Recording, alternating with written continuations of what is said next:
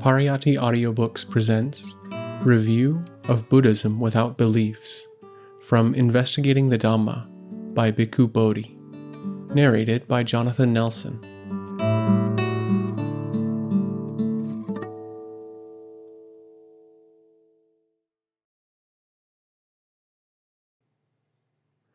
Review of Buddhism Without Beliefs. It has often been said that Western Buddhism is distinguished from its Asian prototype by three innovative shifts: the replacement of the monastery by the lay community as the principal arena of Buddhist practice, the enhanced position of women, and the emergence of a grassroots-engaged Buddhism aimed at social and political transformation. These three developments, however, have been encompassed by a fourth, which is so much taken for granted that it is barely noticed. This last innovation might be briefly characterized as an attempt to transplant Buddhist practice from its native soil of faith and doctrine into a new setting governed by largely secular concerns. For Asian Buddhists, including Eastern masters teaching in the West, this shift is so incomprehensible as to be invisible, while Western Buddhists regard it as so obvious that they rarely comment on it. Stephen Batchelor, however, has clearly discerned the significance of this development and what it portends for the future. Having been trained in Asia in two monastic lineages, and relinquished his monk's vows to live as a lay Buddhist teacher in the West, he is acquainted with both traditional Buddhism and its Western offshoots. His book, Buddhism Without Beliefs, is an intelligent and eloquent attempt to articulate the premises of the emerging secular Buddhism and define the parameters of a Dharma practice appropriate to the new situation. Batchelor is a highly gifted writer with a special talent for translating abstract explanation into concrete imagery drawn from everyday life. His book is obviously the product of serious reflection and a deep urge to make the Dhamma viable in our present skeptical age. Whether his vision is adequate to that aim is a tantalizing question that I hope to explore in this review. The book is divided into three parts, each with several short sections. In the first part, entitled Ground, Batchelor sketches the theoretical framework of his Buddhism Without Beliefs. He begins by drawing a sharp distinction between two entities so closely intertwined in Buddhist history that they seem inseparable, but which, he holds, must be severed for the Dhamma to discover its contemporary relevance. One is Dharma practice, the Buddha's teaching as a path of training aimed at awakening and freedom from anguish, his rendering of dukkha. The other is Buddhism, a system of beliefs and observances geared towards social stability and religious consolation. For Batchelor, the religious expressions and worldview in which the Dhamma has come down to us have no intrinsic connection to the core of the Buddhist teaching. They pertain solely to the Asian cultural soil within which Buddhism took root. While they may have served a purpose in earlier times, in relation to the continuing transmission of the Dhamma, they are more a hindrance than a help. According to Batchelor, if the Dhamma is to offer an effective alternative to mainstream thought and values, it must be divested of its religious apparel and recast in a purely secular mode. What then emerges is an agnostic style of Dharma practice aimed at personal and social liberation from the suffering created by egocentric clinging. On the great questions to which religious Buddhism provides answers, the questions concerning our place in the grand scheme of things, Batchelor's agnostic version of the Dhamma takes no stand. In his view, quote, the Dharma is not something to believe in, but something to do, end quote. At first glance, Batchelor's approach seems to echo the Buddha's advice in his famous simile about the man struck with a poisoned arrow. quote, "just practice the path and don't speculate about metaphysical questions," end quote. However, are the two really pointing in the same direction? I don't think so. Batchelor seems curiously ambivalent about his purpose relative to the historical Buddha. He begins as if he intended to salvage the authentic vision of the Buddha from the cultural accretions that have obscured its pristine clarity. Yet when he runs up against principles taught by the Buddha that collide with his own agenda, he does not hesitate to discard them. This suggests more than cultural accretions are at stake. From the Buddha's silence on the metaphysical questions of his day and his teaching's focus on suffering and its cessation, Batchelor concludes that the Buddha's teaching should be viewed as, quote, "an existential, therapeutic, and liberating agnosticism," end quote. A look at the Pāli Suttas, however, will show us that while the Buddha did not answer the 10 undetermined questions, he made quite explicit pronouncements on questions that Batchelor would wave aside. In a telling passage, Batchelor states that an agnostic Buddhist would not turn to the Dharma to answer questions about, quote, "where we came from, where we are going, what happens after death," but would seek such knowledge in the appropriate domains, astrophysics, evolutionary biology, neuroscience, etc. End quote. From Batchelor's point of view, this implies that in his metaphysical comments, the Buddha was stepping outside his own domain and trespassing on that of science. Doubly ironic, since responsible scientists usually admit such questions are unanswerable or belong in the domain of religion rather than science. Batchelor tries to escape this predicament by suggesting that, in speaking of rebirth, the Buddha was merely adopting, quote, "the symbols, metaphors, and imagery of his world," end quote. However, he later admits that the Buddha, quote-unquote, accepted the ideas of rebirth and Kamma, yet he still finds it, quote, "odd that a practice concerned with anguish and the ending of anguish should be obliged to adopt ancient Indian metaphysical theories, and thus accept as an article of faith that consciousness cannot be explained in terms of brain function," end quote. Batchelor cannot endorse these quote-unquote metaphysical theories. While he does not reject the idea of rebirth, he claims that the most honest approach we can take to the whole issue of life after death is simply acknowledging that we don't know. Accepting the doctrines of rebirth and Kamma, even on the authority of the Buddha, indicates, quote, "a failure to summon forth the courage to risk a non-dogmatic and non-evasive stance on such crucial existential matters," end quote. To justify his interpretation of the Dhamma, Batchelor uses arguments that gain their cogency through selective citation, oversimplification, and rationalization. For example, when discussing the quote-unquote 4 ennobling truths, Batchelor points out, in accordance with the first sermon, that these truths are, quote, "not propositions to believe, but challenges to act," end quote. This, however, is only partly true. In order to act upon truths, one has to believe them. More pointedly, Batchelor fails to acknowledge that the tasks imposed by the truths acquire their meaning from a specific context, the quest for liberation from the vicious cycle of rebirths.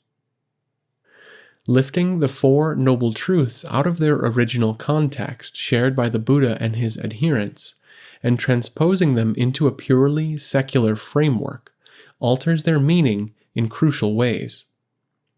We see this when Batchelor interprets the first truth as quote-unquote existential anguish.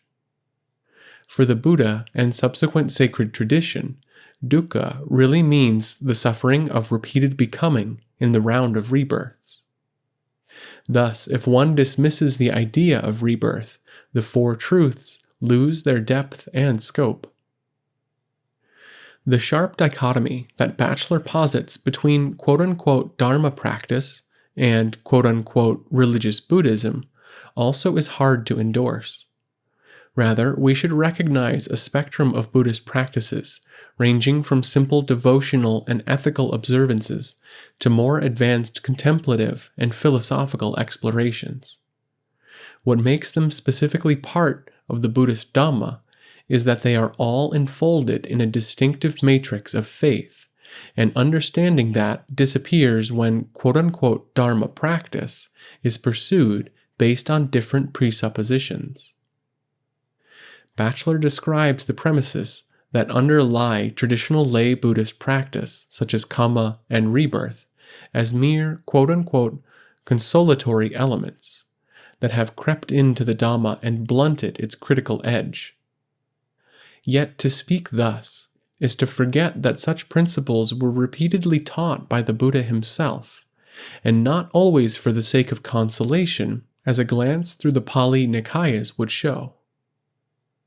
Even the notion that Buddhist religiosity is defined by a set of now unquestioned beliefs seems to derive its plausibility from viewing Buddhism in terms of a Christian model. Dhamma practice, as taught by the Buddha, makes no demands for blind faith.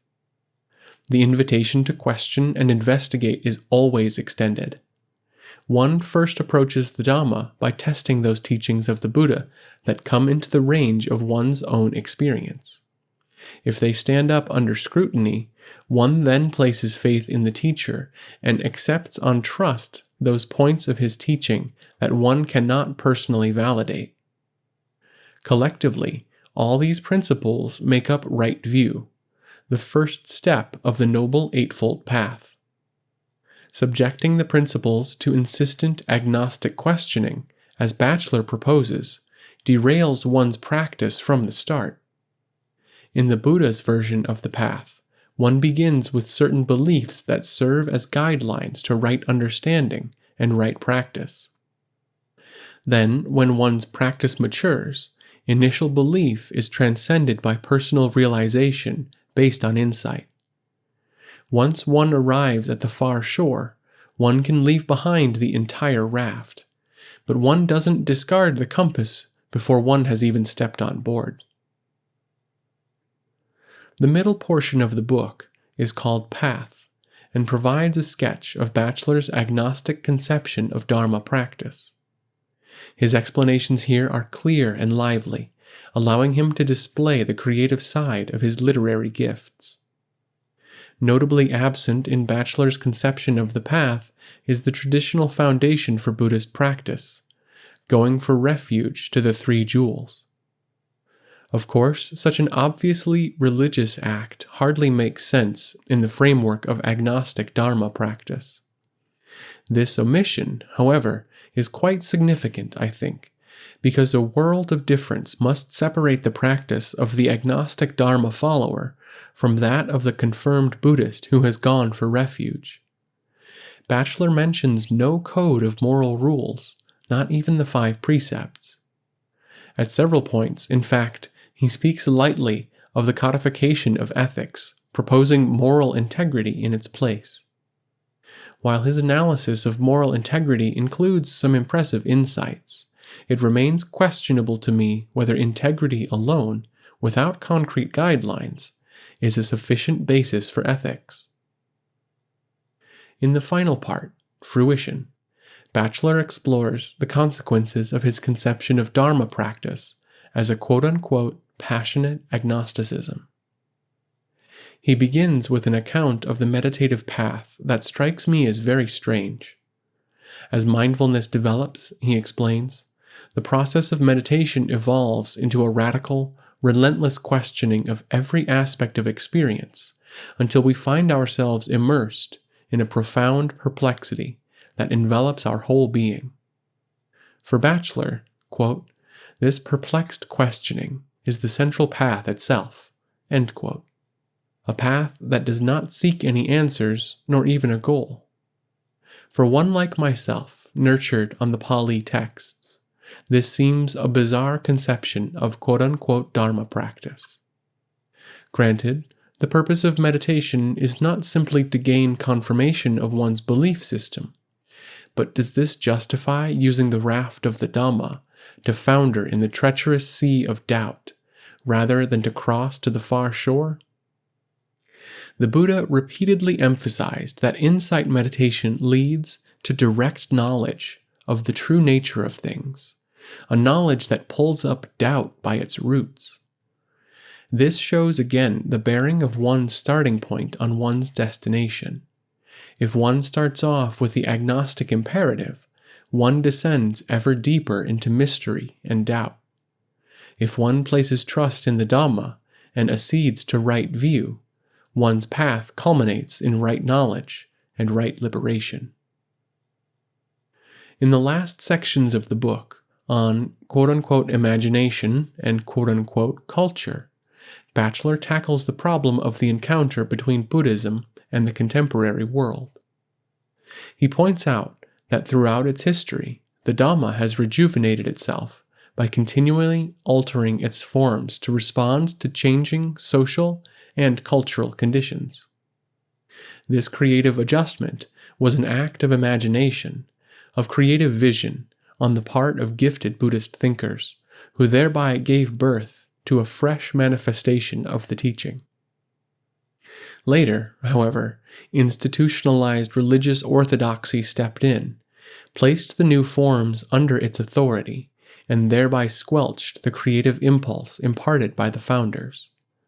Again, while I cannot deny that orthodoxy and creativity have had an uneasy relationship, I find Batchelor's version of Buddhist history too simplistic, almost as if he were viewing Buddhist orthodoxy merely as an imitation of institutionalized control and suppression seen in Western faiths. He also fails to acknowledge sufficiently the role of orthodoxy in encouraging Dhamma practice rather than suppressing it, which has facilitated the development of accomplished spiritual masters through the centuries. Orthodoxy and contemplative realization, though often at odds with each other, are not necessarily incompatible. Batchelor argues that the meeting of Buddhism with the contemporary West requires creation, from the resources of the Dharma, of a new, quote, culture of awakening that addresses the specific anguish of the contemporary world, end quote. Such a culture must respond to the unprecedented situation we find today, the promise of spiritual liberation converging with universal striving for personal and social freedom. In attempting to create a culture of awakening, he stresses the need for Dharma followers to preserve the integrity of the Buddhist tradition, while at the same time fulfilling their responsibility to the present and the future. With that much, I am in full agreement, and I acknowledge that the problem is especially acute for Theravada Buddhism, which historically has been tied to a very particular cultural environment. Nevertheless, I differ with Batchelor regarding what is central to the Dhamma and what is peripheral. In my view, Batchelor is ready to cast away too much that is integral to the Buddha's teaching in order to make it fit with today's secular climate of thought. I'm afraid that the ultimate outcome of such concessions could be a psychologically oriented humanism tinged with Buddhist philosophy and a meditative mood. I certainly think that Buddhists should freely offer other religions and secular disciplines the full resources of their own tradition, philosophy, ethics, meditation, and psychology, with perfect liberty to use them for their own ends. Quote, "The Tathagata does not have a teacher's closed fist," end quote.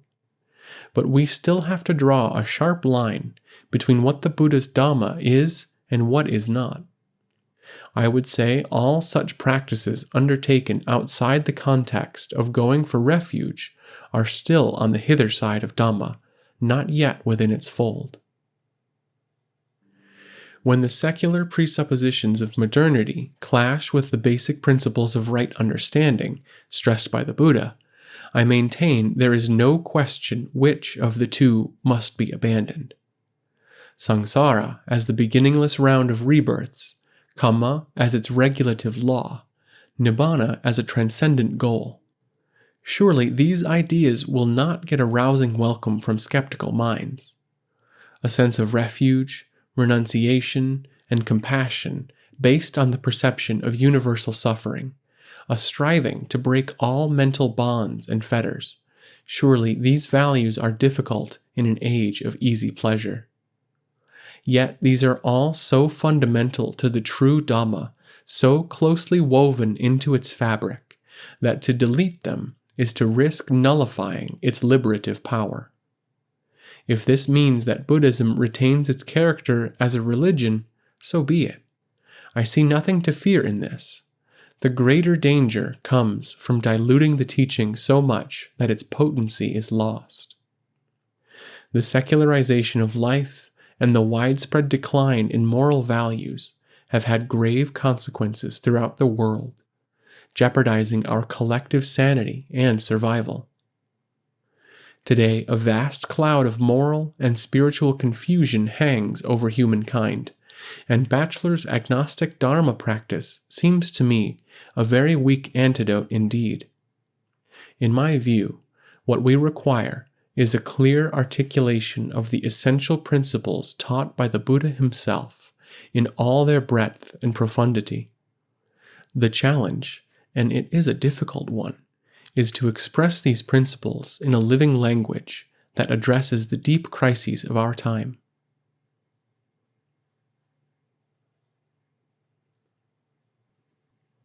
This has been Review of Buddhism Without Beliefs from Investigating the Dhamma by Bhikkhu Bodhi, narrated by Jonathan Nelson. Copyright 2015, Buddhist Publication Society. Audio production copyright 2025, Pariyatti. Pariyatti, a non-profit 501c3 organization, offers a wide variety of books, eBooks, videos, and audiobooks about the teachings of the Buddha, the Pāli language, and Vipassana meditation. Browse our complete catalog at www.pariyatti.org.